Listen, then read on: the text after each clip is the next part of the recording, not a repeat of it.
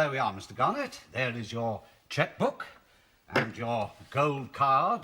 This is available everywhere up to a very large amount, and the cash that you asked for. So, Tell me, why have you opened so many different accounts in other banks? precaution, innit? Don't want to put all my eggs in one basket, do I? This is a very respectable high street bank. All your money would be safe with us. Yeah, well, you would say that, wouldn't you? I mean, look at that bank went up the spout the other day, the BBCI or something. If I'd had my money with them crooks, I'd be a pauper again today, wouldn't I? Oh, I can assure you that most banks are not crooked. Yeah, well, I mean, every crook claims to be honest until he's caught, doesn't he, eh? That BBCI, that looks as respectable as Westminster Abbey, till the fraud squad put the collar on him. Like bloody Maxwell, he'd treat you like a bloody pope, he was, wasn't he? No, mate, if you've got money, spread it around a bit. That way, if your bank turns out dodgy, I don't lose all my money, do I? Besides, no one person knows where it all is. That prevents your nosy Parkinson knowing what I've got. Now, Mr. Garnett, you are going to have to declare this money. I told you the authorities will have to know. Why? That was spare dosh, that was. Nobody knew that existed till I brought it in here. Look, the authorities didn't want to know about me when I had nothing. Well, I don't want to know about them now I've got a few bob. Fair weather, friends. That's what your authorities are, mate. They don't give tuppence for us, the people. I mean, nick our money, yeah. Nothing for what we want, though, is it? Your Labour lot's just the same, isn't it, eh? Supposed to be the party of the people, eh? Fair shares for all, until they get into power, and then you'll see them hobnobbing with the same fat cats your bloody Tories is hobnobbing with. Like the same parties in the same big houses, flying all round the world at our expense, to drink with all their mates in other governments. You never see them down here in our local pub, hobnobbing with the likes of us, except at election time, when they seem to think a smile and half a pint's enough to buy your vote. Another thing, if they did get our money, no one round here'd see the benefit of it, mate. I mean, your National Health will be no better off nor any other things they say they want our money for. But there would be several £100,000 worth of spare dosh floating about in the government. And who knows which pocket that'll finish up in. Why do you think the Prime Minister lives next door to the Chancellor of the Exchequer, eh? I don't know, but I'm sure you're going to tell me. Because when the Prime Minister nips over the back fence and in the back door of the Chancellor's house, it's not to borrow a cup of sugar, you know. No, he goes in there and says, "Whoa, Chancellor, good morning, and how are we doing?" And the Chancellor says, "Well, Prime Minister, we seem to have several £100,000 worth of spare dosh floating about." And the Prime Minister says what you or I would have said in the same circumstances. Well, always do with a few Nelsons, eh, Chancellor? Nelsons? Nelson Eddies, Reddies. Oh, yes, well, if you do need any help with investments...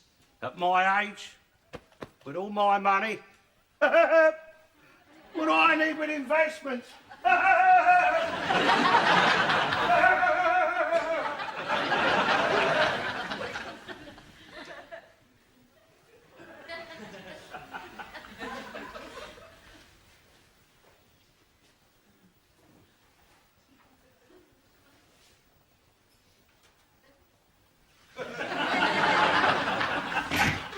Make way for the governor. Oh, I'm sorry. Oh, never mind all that. Just make way. The governor's ready for a little wet.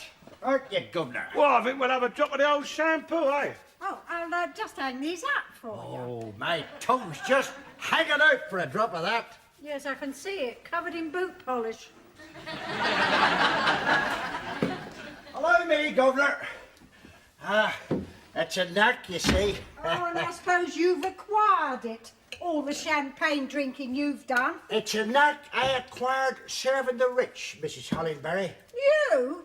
When were you ever close enough to the rich even to serve them? When I was a steward on the big liners, serving the top table. Steward on the big liners? Barman on the Irish ferry, more like. Oh, I'm sure they liked all that on the top tables. Look. Yeah, what with But she knew about champagne, all the rich, all the way they serve it. You're supposed to have the bang and the fizz. It's all part of the celebration. Well, look, half of it's on the bar, rest of it's on the floor. There's not much of it left in the bottle. No wonder it's a rich man's drink if that's all you're left with after you open it. The rich, Mrs. Hollingbury, when you've had the experience of them what I've had, aren't bothered about the spillage of a drop of champagne on their marble floors. They have gallons of it in their cellars. She's ignorant of the ways of the world. Yeah. We can have marble floors. Well, perhaps in your new house, eh, Governor? New house? What new house? Well, now, that's up to you, Governor. You're the boss. Where you lead, I'll follow. Cheers to the Governor, a captain of the universe. I was been thinking, Mr. Garnett, when we're married, perhaps a nice little bungalow for two with a little bit of ground out Epping way. A bungalow? The only attraction I can see for Mr. Garnett in a bungalow is he wouldn't have anybody upstairs to nag at another.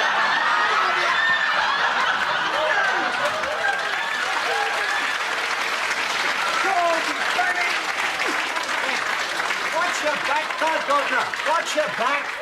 You silly great pudding! Put that bloody chair up. Marriage? Who said anything about marriage? Well, I thought that's what we've been planning. Well, that's what you might have been doing, my dear, but I haven't been planning no marriage. Not since you left me standing at the church a laughing stock. Oh, well, that's all in the past now. There's a lot of things in the past, my dear, and they can stay in the past as far as I'm concerned. I was poor and living on a pension in the past, but now I'm rich. Yeah, well, money needn't change things. Don't be daft. Of course money changes things. No point in having money if it don't change things, is there? Well, it needn't come between us, that's what I mean. I wouldn't allow it to alter my feelings for you. Because, you see, I was prepared to marry you when you was poor. But you wasn't, was you? You wouldn't say obey. You wouldn't say I obey, would you? Oh, I obey. There, I've said it. In the church. You wouldn't say it in the church, would you? Well, arrange the wedding, book the church, and I'll say it. Well, I obey. I obey. But will you? Whatever you say.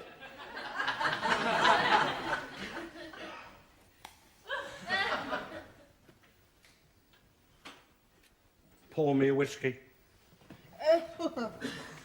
I obey.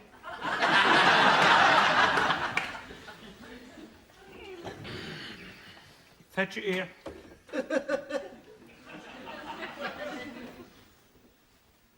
Put it back on the bar. Fetch it here.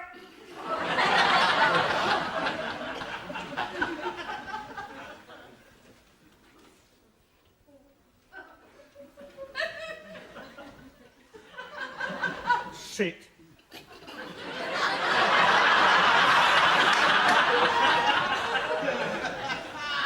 And you'll say in public?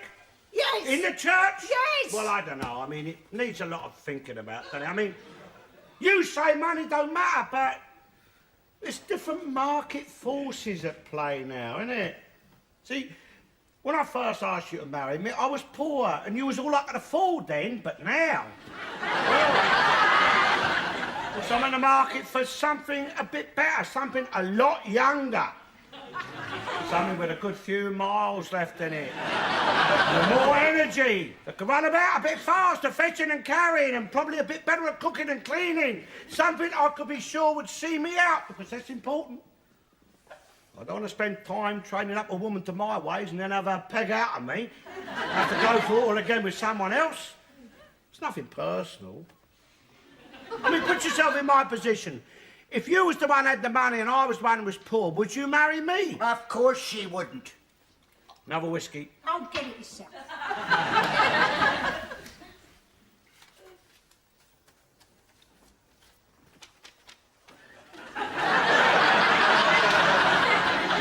Testing, testing. If you hope to hear the bands read out the ears. Oh! Where did you you get all this money anyway? That's what a lot of nosy people would like to know, my dear. I'm not being nosy. Aren't you? I'm just curious, that's all. It was curiosity killed the cat. Yeah, it might be something heavier that kills you. I might have been left it by a loving relative, or I might have made some very shrewd investments. Or on the other hand, I might have just won it. There you are, you see. Mr. Garnett is clever enough to have made investments. Eh? Right. The cleverest man around here, as I've always said. And lovable enough to have been left it by adoring relatives. And clever enough to have won it. Eh, Governor, eh? Well, you didn't steal it, did you? If you think this is stolen property, my dear, perhaps you better not drink it. Perhaps you better forget about marriage. If you think my wealth is stolen, don't you commit a mortal sin, do we? No, that's all right, Mr. Garnett. I take your word for it. I haven't said that I didn't steal it yet. Never mind. Never mind. Keep me in ignorance. I can always go to confession. What lives we'd lead without confession.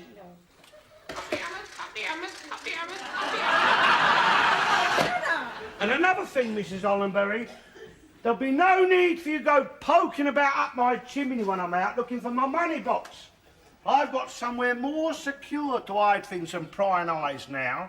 I've never looked up your chimney. Yeah, that bad leg of yours ain't rheumatism, you know. That's from all the hours you spent kneeling down begging forgiveness for all the lies you tell. Sinner's knee, that's what you're suffering from, my dear.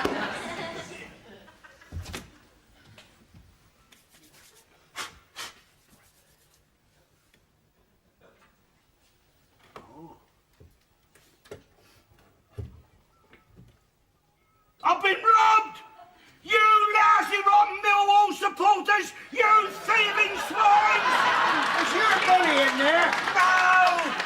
My checkbooks, my credit cards! You thieving swines! Does that mean you're broke again? No, there's no money in there. It's just my credit cards. Have them stopped. No, I've got all these bank accounts all over the place, you see, and I've got a little book with all my names of the banks in here, and I don't know where I put it. Shut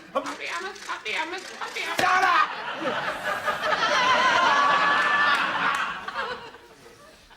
Yes, sir? Have I got a count here? I don't know, have you, sir? Well, I think so. I seem to remember coming in here. Yeah, I'm sure this is it. Trouble is, they all look the same. What is your name, sir? Oh, well, you got me there. I beg your pardon, sir? No, see, I've got all these bank accounts, like, in different names, you see, all my aliases. And, let me run a few names past you. Bobby Moore. Dennis Thatcher. Harold Wilson. Neville Chamberlain. Hold on, just a minute. I ain't lost it. It slipped down the lining. It slipped down the lining of my coat. It was there all the time. What bank is this? Westminster. That's with a W, isn't it? Hold on. Yeah, hold up. Westminster. Powell? Ah, yes, Mr. Powell. Enoch, isn't it? Yes, it. Enoch Powell. Have I got a count here? Yes, a very substantial one. Well, look, see, I've had my checkbook with all my credit cards nicked. No problem. I'll have them cancelled and get new ones out to you. Thank you. Oh, they're very nice to you when you've got a few quid, aren't they? Hey? Well, my real name is...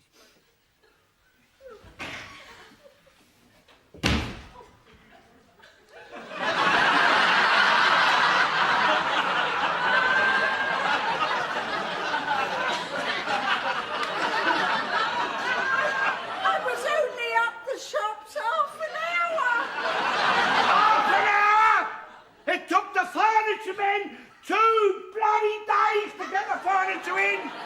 They get it out half an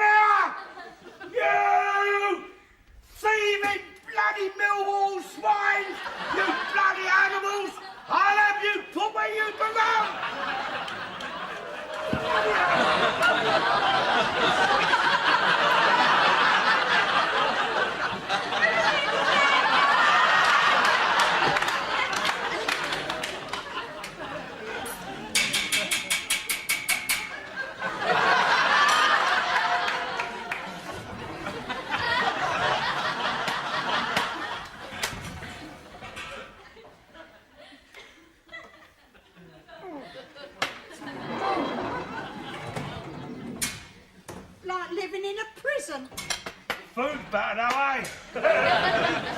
I never realised money could be such a problem. I should move, Governor, if I were you, to a more respectable district. Nah, it don't matter. You go to where the rich live. It's just the same, innit? Same bars, chains, burglar alarms, steel doors. It's the furniture of your rich. If they won't lock up your criminals, then the rich has got to lock themselves up. Yeah, the trouble is, though, if you live among them, they can rob you without involving themselves in a lot of travelling expenses. Never mind, Scottish compensations, eh? Blimey, a few weeks ago, this was a meal you could only dream of, eh, mate? Oh, yeah. A poor man can only dream of a meal like this once a year at Christmas. Right. And even then, only after a year of saving. Well, there you are, you see. For the rich, it's Christmas every day. For the idle rich. Eh? Well, it's all right having Christmas every day if you haven't got to prepare Christmas every day. Oh, God, blimey, now what's wrong? What's wrong? All this? What's wrong with all this? You never lived so well. No, and I never worked so hard either. You couldn't please them. It would please me if you was to sod off home to your wife and let her have a turn cooking for you. I mean, it's all right for you sitting there eating, but since we got rich, I've done nothing else but prepare and cook huge, great meals and wash up piles of dirty dishes. I bought you a new dishwasher. Yes, and you bought me a new oven too, and I had far less to do when I had neither of them. When all I had to do was make a cheese sandwich or cook the odd bit of mince. When we were on the pension, before you could afford all this, legs of pork, turkeys, best end and legs of lamb, old bloody salmons, huge great T-bone steaks.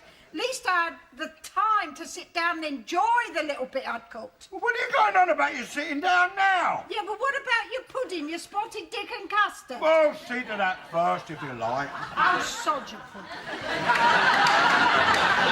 There's no pleasing them. Oh, shut up, you. Listen, I never thought I'd hear myself say it, but you are a thick mick.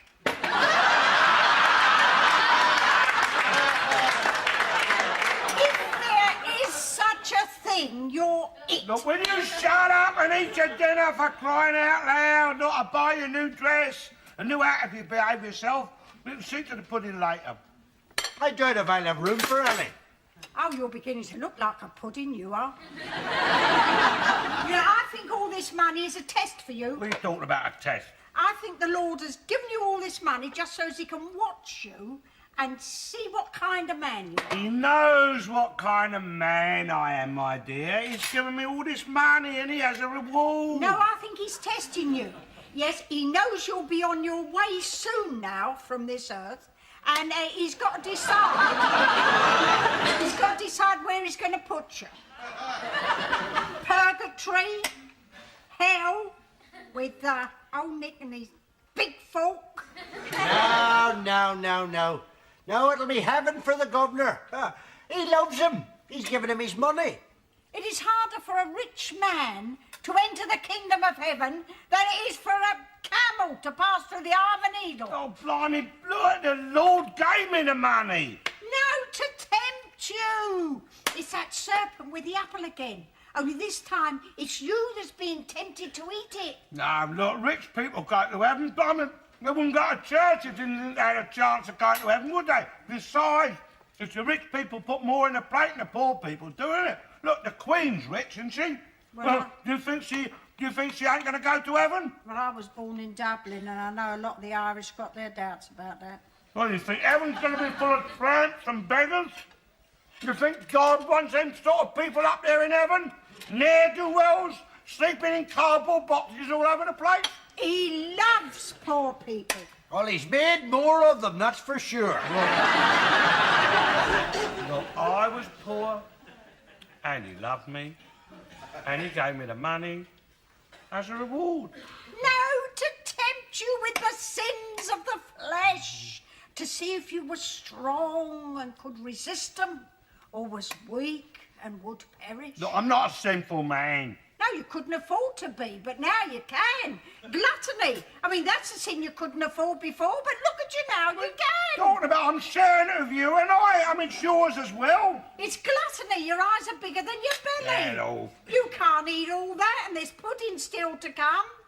Yesterday it was a side of beef, a leg of pork, salmon, eels. We got dogs for miles around sniffing round your dustbin. And there's hungry people starving in the world. Well, take something up the church then. What, take your leavings up the church? All right, well, look, I'll give them some money. Find some poor people, I'll give them a few bowls. There's poor people sitting here. You said I could have a new dress. Yes, you can. And a new hat. Yes. And I need a new pair of shoes to go with it. Oh, I see. You'll take my money then, won't you? Oh, yes, if it helps with your salvation, Mr. Lord, Garnett. I have spoke to the Lord. When? I prayed unto him, didn't I? I asked him about the money. I asked him to give me a sign what he wants me to do with it. I said, do you want me to give Mrs. Allenby any of the money, Lord? And there was no sign from him.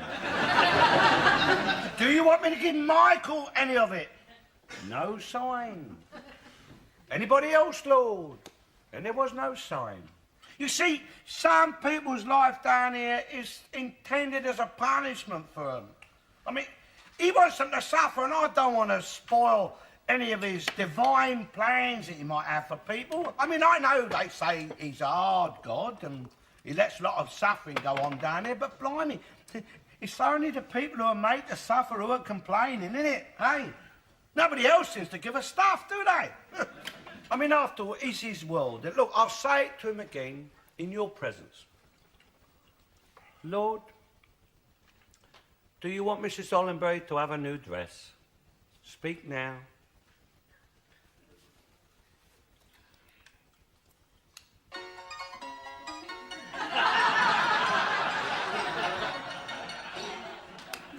Or in a few minutes, Lord.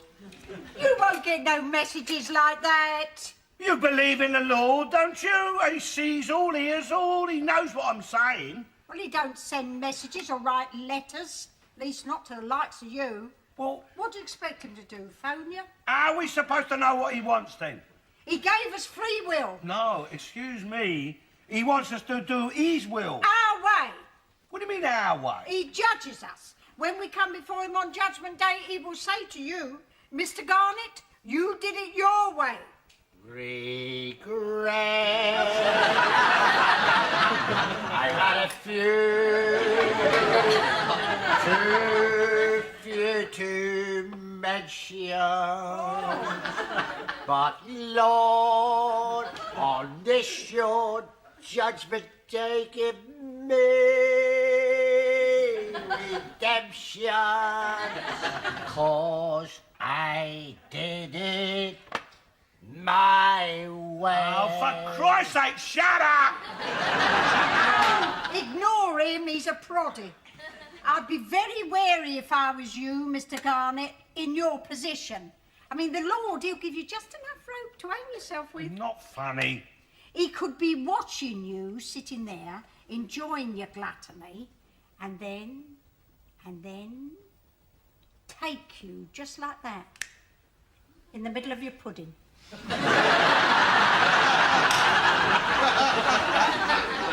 I want no pudding.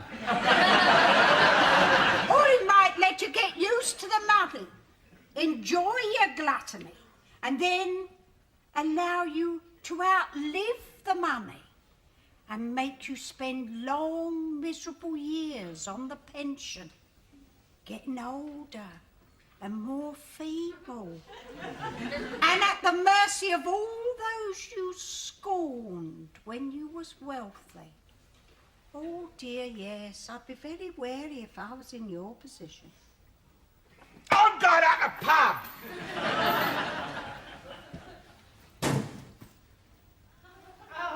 It's a power cut! It's a sign. Bloody hell! The bars won't work! Oh, Gordon Bennett! I want to go to the toilet.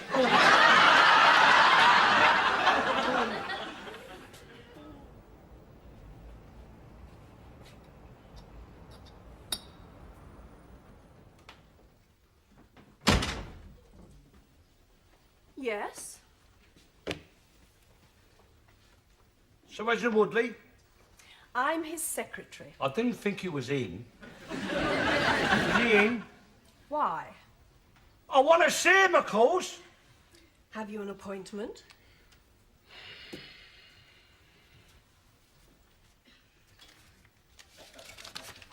My visiting card, dear. Take that into him, will you? And tell him there's plenty more where that come from.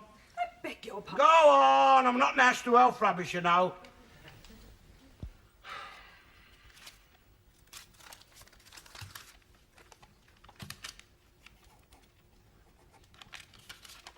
My name, Mr. Garnett, Esquire.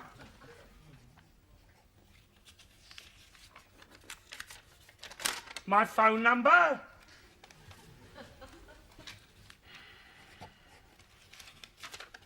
My address. One knock downstairs if he ever calls.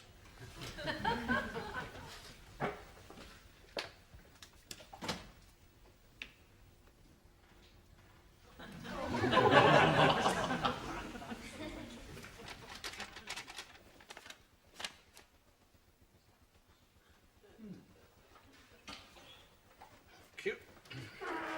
Mr. Garnett, Esquire. 54 Mandela Road. Yeah, it used to be up at Morrison Street. Our militants like to keep up with the times. You have winning ways, Mr. Garnett. Excuse me, is the Sir for medicine? Inherited, I'm afraid. What are you afraid of? The Labour Party will take it back if they get in? What have you come to see me about? What is your problem? Do I call you Sir or Doctor? Mister, Eh? I'm a surgeon. Look, I don't want nothing took out or cut off. Tell me what is wrong. Well, see, my problem, Mr. Woodley... Call me doctor if you feel uncomfortable. I'd sooner call you Sir. It's more like the protocol of it. Be you know? my guest. Are you inviting me home? Mr. Garnett. Will you please tell me your problem? Well, my problem's money, you see. Not a lack of it. Oh, no, I've got a lot of money, bags of it, loads of it. So what is the problem? Well, it's my age, you see. I'm, well over 70 now, and I want to know how long I've got, you see.